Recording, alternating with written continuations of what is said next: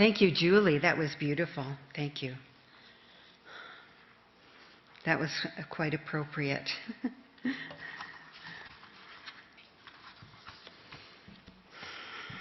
So it took me a while to figure out what I wanted to talk about today.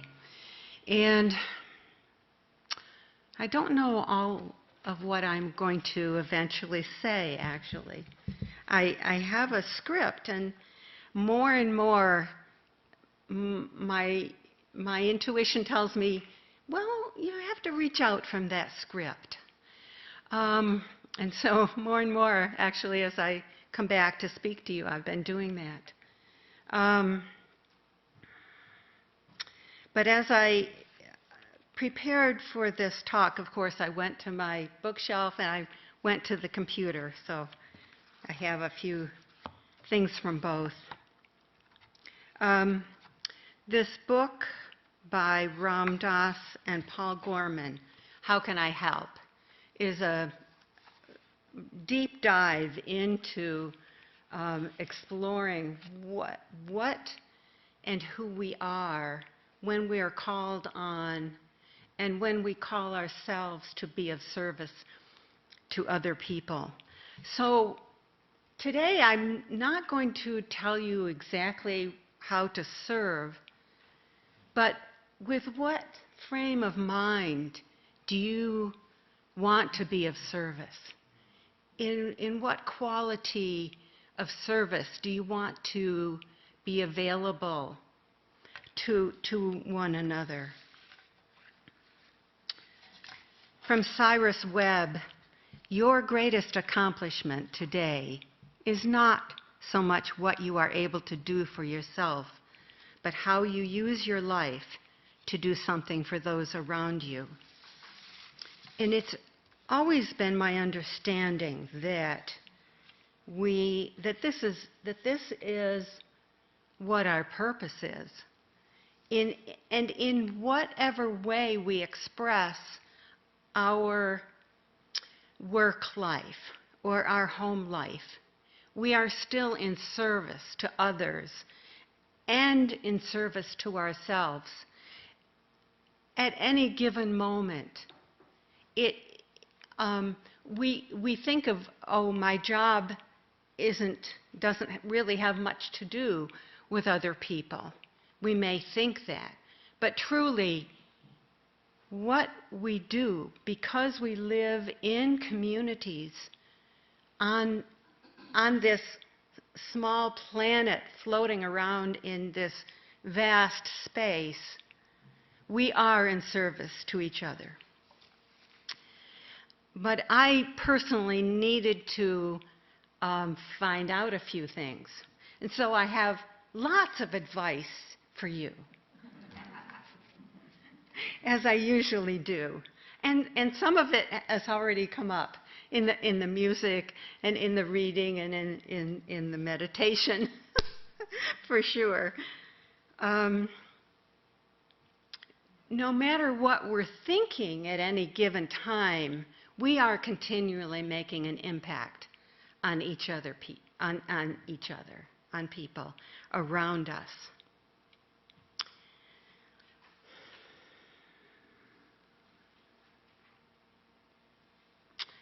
So what attitudes are you taking into service? If you think of yourself sometimes as having a hard time, others are having a hard time as well. And it might even look worse than yours. So we have to remember that whether we're suffering or not, whether we're feeling light and healthy and happy, that's part of the relationship. That's part of the dance we're doing with another person.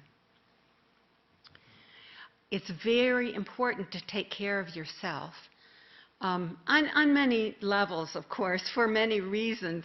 But one of the reasons is not just that we're going to feel better, but we're going to be, everything we do works out better for the good of all. Not just for the good of ourselves, but for the good of all. So I really recommend affirmations. I recommend you're going into the woods for walks. I recommend eating carefully. Affirmations are actually very powerful. And whether we are talking to ourselves all the time, and whether we're using positive words or not, those are affirmations. I listen to people, and I hear a lot of negative affirmations. But one thing I've been doing, one thing I've been exploring is awareness. And it's really true that if we want to be aware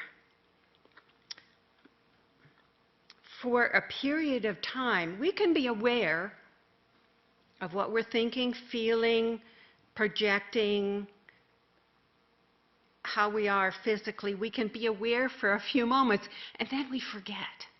So I've been exploring this idea of being aware and being aware and being aware in a series, actually more than a few minutes at a time, and it's incredible if you can do it. If you can do it. You begin, after you stop, or maybe during, you realize how good you feel, how good you can feel. How to feel good is to be aware for more than a few moments at a time. I see you nodding your heads, and I'm really glad. And it's like, it's so hard to do. It's so hard to do. But it is a good practice. It is a good practice. And it's amazing to me that I've been doing spiritual work for 40 or 50 years, basically. And it's just amazing. Oh, you're finally getting around to thinking, oh, you can be aware for more than a moment of time? Yes, we can be. And it's one of my goals to still keep working on it, So another thing is that we might find it difficult to be of service when we're wondering, what's in it for me? And there's a lot of teachers who say, you won't do anything new without, you better think, what's in it for me? It's no good to try a new thing unless you're understanding that, what's in it for me. So if we do this when I know I used to do it. I definitely used to do it. What's in it for me? If we go into any kind of a service for another person, if we're thinking, what's in it for me, then it really does reduce the quality of your effort, of your work. So service, I think of service as a spiritual act.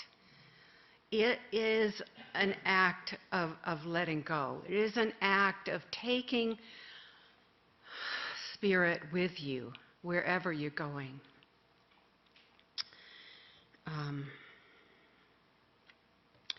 In whatever way you're serving.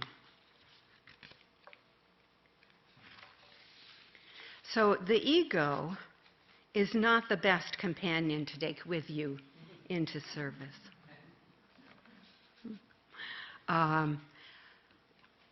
And it helps to be aware if that's what you're doing.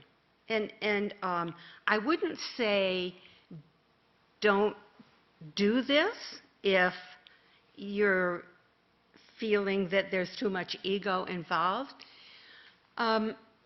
What you can do is remember that you are more than your ego. You are much more. And there is more than your ego with you at any given time into service. And even if we're being paid for the service, it's still service. And we still have to give everything we've got. We still have to do our very best, no matter what kind of service it is, whether it's a service that is born of the heart or born of the combination of your heart and mind and ego and all of it. We don't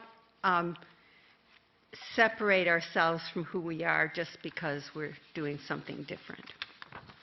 We can't. We can't. Opportunities will come to us as Spirit responds to our intentions. So once again, we pay attention to that urging of Spirit, that urging of the deepest part of your being. Can I serve here? If not, I'll know. If I can, I'll know. I'll feel it. I'll understand it.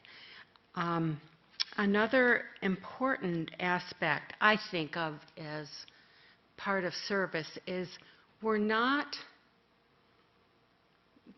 here to fix anything. It depends on what we're doing. Some types of service require us to actually solve problems. But if we're in a supportive role as part of our service, then we're here to support, to love, to lift another up, to be the happiness that we are. But we're not here to fix anything. It's whatever is going on in another person that brought us to this place, especially if it's a difficult kind of situation. It's not personal, as someone else has already said. It's not personal. We can't know exactly what the path of another person is. And so we can't take on, I don't know how to say this, we can't take on their problem as part of our own. Because we have our own. We have our very own. And we have to help ourselves. But being of service to another is helping another, So following the lead of the person we're helping, it's one way to keep our ego out of it. In this way, we're respecting each other's freedom. We have to respect what choices that another person made to get them into this particular place. I have a brother and a sister, both of whom need a lot of help. And unfortunately, I don't even help them as much as I could. But I do call them once in a while. And they live on the East Coast. I do call them once in a while. And it's interesting how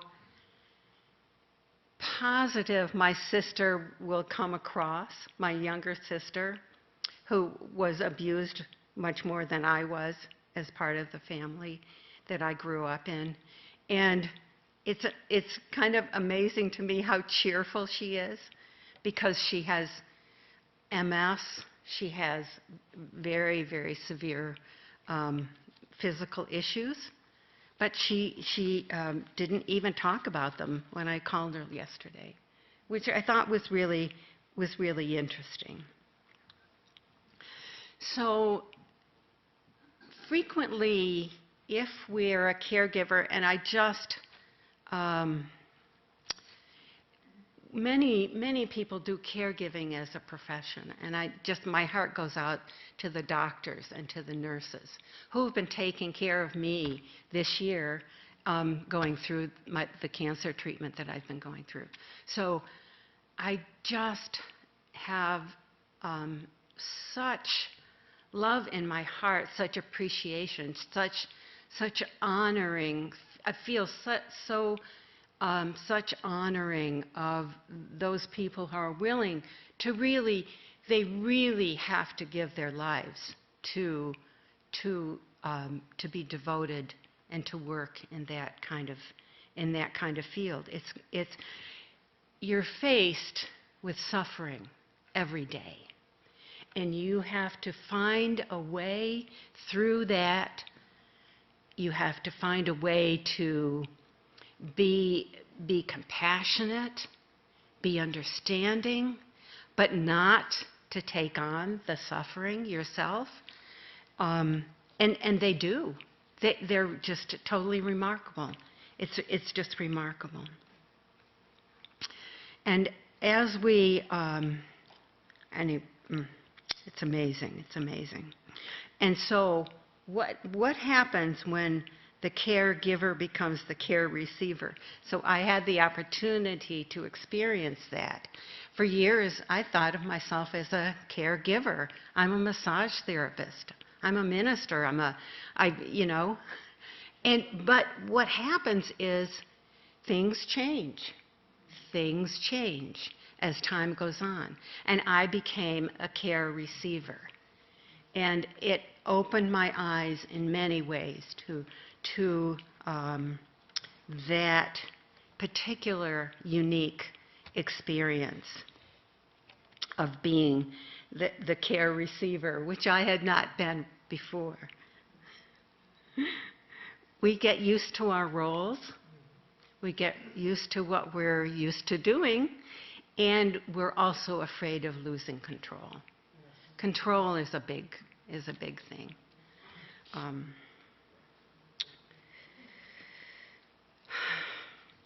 So, as we create our lives day by day by day, we get a chance to evolve, and we do. We get a chance to open up to even more possible ways of being human. And I really like what Ram Dass talks about in the book. There's a lot about suffering, and it's very powerful, and it's very important for as a caregiver to be able to say, that's too much for me, and to take time out. That's too much for me. And yet, at the same time, because we are presented with the opportunities we are presented with frequently with opportunities to open more and more to our own strength, that we can be in the presence of suffering and not suffer ourselves.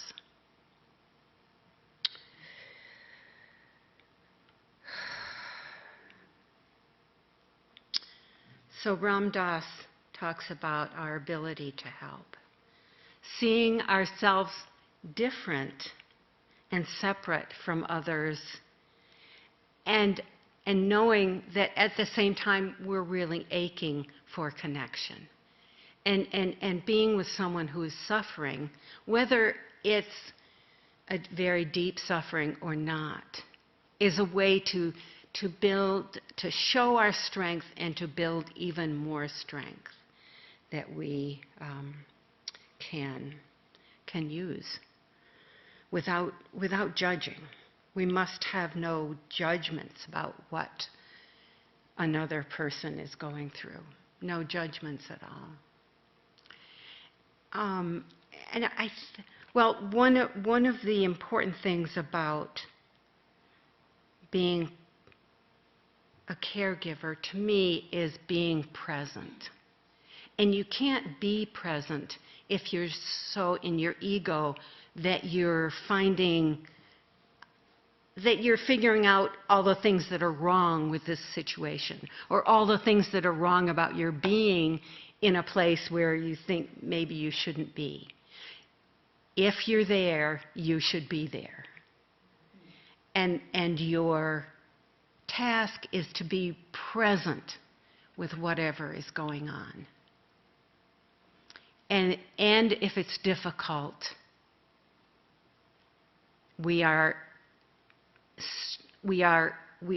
to be present is opening and strengthening for ourselves. We are helping most by our being, not by our doing.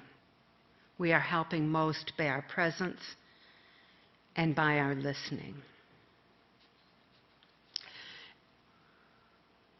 Each of us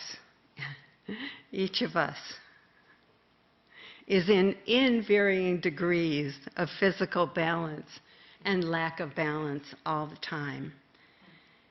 And it's true for me. And as years go by, little things crop up. And the eczema has gone away, but I've been visited by trigger fingers. And I will have to go again to the hospital to get these cortisone shots. It's interesting how our lives ebb and flow. They just totally do. We go in and we come out. We feel free, and then we feel contracted, constricted, and sick. It's no fun to feel sick, but there's always a gift. There's always a gift there for us. And if we can be present with ourselves at that time of sickness, we can get to a place of freedom on the other side. And it's easier for our bodies to get better. All healing is really self-healing. Even if we have medical intervention, which I was extremely grateful for, all healing is self-healing. It's our physical bodies that will get sick and will get well.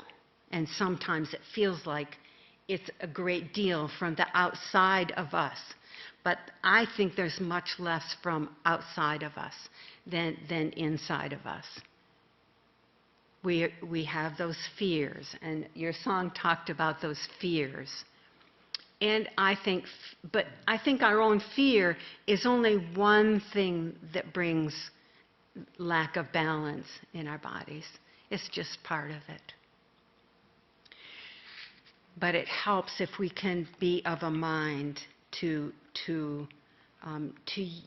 use everything, including the illness, to become more and more well, to become more and more balanced, to become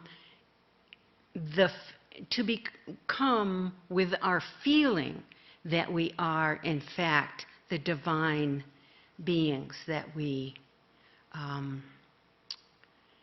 know ourselves to be. I'm going to read a few quotations.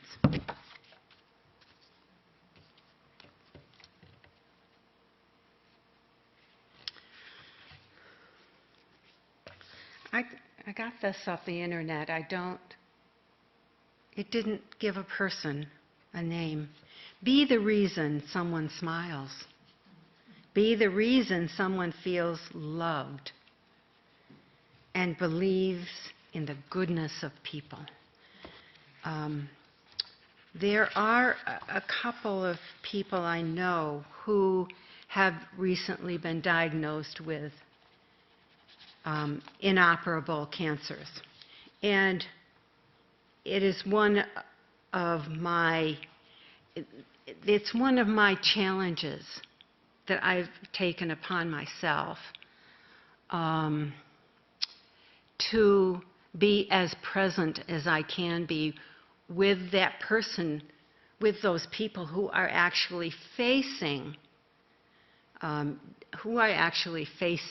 the end of their lives and the suffering, depending on the person, how much the suffering there could be, and how can I be present with that. I mean, I think it was easier for me to lose my husband last June because it had been happening, his illness had been happening for so long that I built up a strength and a resilience to his process. How can I help? Unity will finally mean something to us only as the felt truth of direct experience. But this seems to be where it is so often revealed, in what is most familiar to us as human beings, in what we can most readily understand and appreciate because we find it so touching, comforting, and uplifting. We find it in the power and beauty of a single, simple, caring act.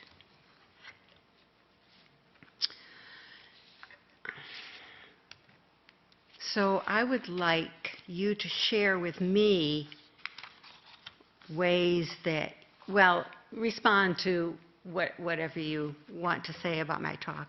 But I was thinking I would ask you, how do you serve? What does it mean to serve to you?